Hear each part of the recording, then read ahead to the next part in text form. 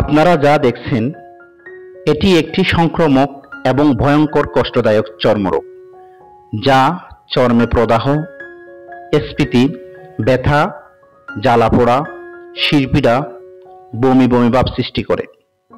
আক্রান্ত স্থানে দপদপানি ব্যথা ও জ্বালা থাকে। কখনো কখনো চর্মের উপর ফোস্কা পেটে রস বের হয়। ভিডিওটি দেখতে থাকুন, আপনি এ সম্পর্কে অনেক কিছু জানতে পারবেন, যা আপনার পরিবার ও আশেপাশের মানুষকে জানাতে সহায়ক হবে।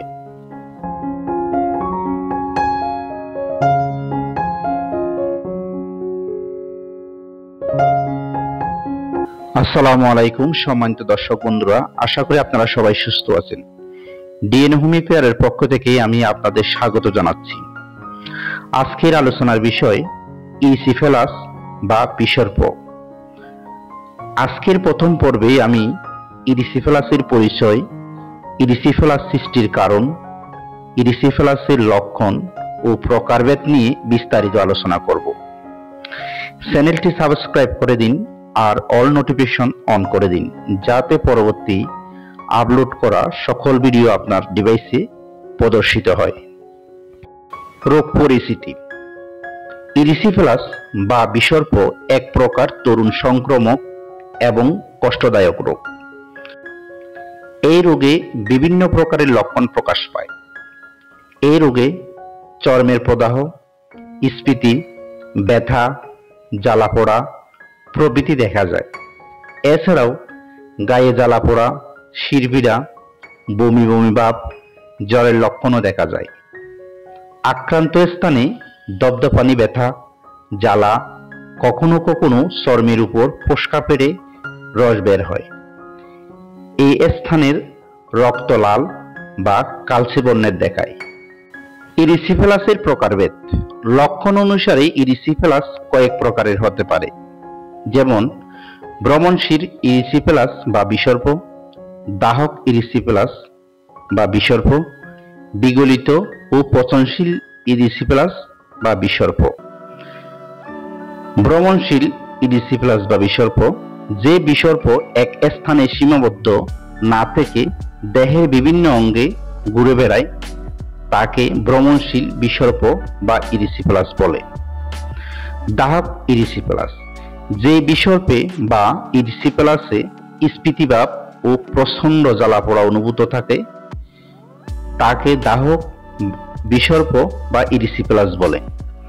বিগলিত ও পচনশীল ইরিসিফেলাস, যে বিসর্পে রসালো ভাব থাকে, পানি জমে রোগের এক পর্যায়ে পচন ক্রিয়া শুরু হয়, তাকে বিগলিত ও পচনশীল বিসর্প বা ইরিসিফেলাস বলে। ইরিসিফেলাসের কারণ। দেহে কোনো আঘাত বা ফোড়া কিংবা ভ্রূণ বিষাক্ত হয়ে এই রোগের সৃষ্টি করতে পারে। সাধারণত স্ট্রেপ্টোকাইলোকাস অরিয়াস এবং স্ট্রেপ্টোকক্কাস ব্যাকটেরিয়ার মাধ্যমে এই রোগের প্রাদুর্ভাব সৃষ্টি হয়। তবে এই রোগ অতি ভয়ঙ্কর প্রকৃতিরও হতে পারে। এটি অনেক সময় সংক্রামকও হতে পারে। শরীরের কোনো স্থানে সামান্য খোঁচালাকা, সামান্য ক্ষত প্রভৃতির সুযোগে এই জীবাণু দেহ অভ্যন্তরে প্রবেশ করে এবং ধীরে ধীরে রোগ সৃষ্টি করে। এই জীবাণু দেহ অভ্যন্তরে প্রবেশ করলে চর্মে বা শ্লেষ্মিক ঝিল্লিতে প্রদাহের সৃষ্টি করে। এই প্রদাহকেই ইরিসিফেলাস বা বিসর্প বলা হয়। এছাড়া ধাতুগত দুর্বলতা, স্বাস্থ্যবিধি ঠিকমতো পালন না করা, জীবনী শক্তির অভাব, আঘাত লাগা ইত্যাদি হচ্ছে রোগের গৌণ কারণ। এই রোগটি নিশ্চয় সাইকোসিস অথবা সোরানিয়ায় টিউবারকুলার ধাতুযুক্ত ব্যক্তিদের ক্ষেত্রে মারাত্মক হয়ে ওঠে। অন্য রোগের কারণে স্বাস্থ্যহীনতা, সর্বাঙ্গীন দুর্বলতা, মদ্যপান, জীবনী শক্তির হীনতা ইত্যাদির পরে শরীরে রোগ প্রতিরোধ ক্ষমতা কমে গেলেই এই জাতীয় রোগে আক্রান্ত হবার সম্ভাবনা বেশি দেখা যায়।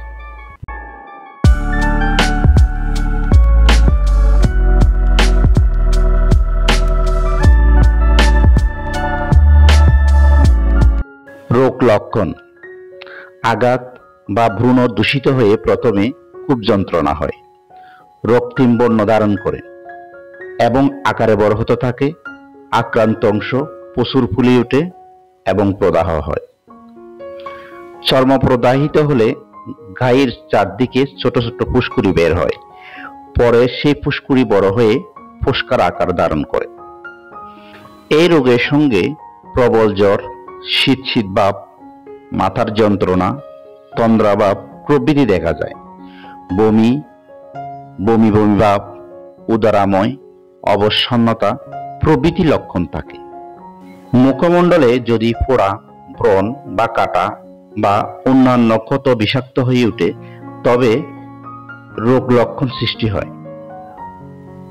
চোখ মুখ ফুলে যায়, চোখের পাশ বা নাক থেকে রক্ত পড়তে পারে। মস্তিষ্ক আক্রান্ত হলে রোগী যেন মোহাচ্ছন্ন হয়ে পড়ে। এই অবস্থায় চিকিৎসা না হলে রোগীর জীবন সংশয়ে দেখা দেয়। সাধারণত এই রোগের পুনরাক্রমণ হয়। পুজ্জনিত জ্বর, অন্ডলালাময় মূত্র, হৃদযন্ত্রের রোগ, ফুসফুস প্রদাহ ইত্যাদি প্রকাশ পায়। অনেক সময় জ্বরের তাপমাত্রা 105 ডিগ্রি ফারেনহাইট থেকে 106 ডিগ্রি ফারেনহাইট পর্যন্ত হতে পারে। ক্ষুধা থাকে না, বুল বকে, বিকার ভাবের সৃষ্টি হয়। আবার কখনো কখনো নিউমোনিয়ার লক্ষণ দেখা দেয়। এই রোগের পরবর্তীকালে কিডনি প্রদাহ, হাত পায়ে ব্যথা, স্বল্প প্রস্রাব, জ্বালা যন্ত্রণা দেখা দেয়। কখনো নাক দিয়ে রক্ত পড়ে।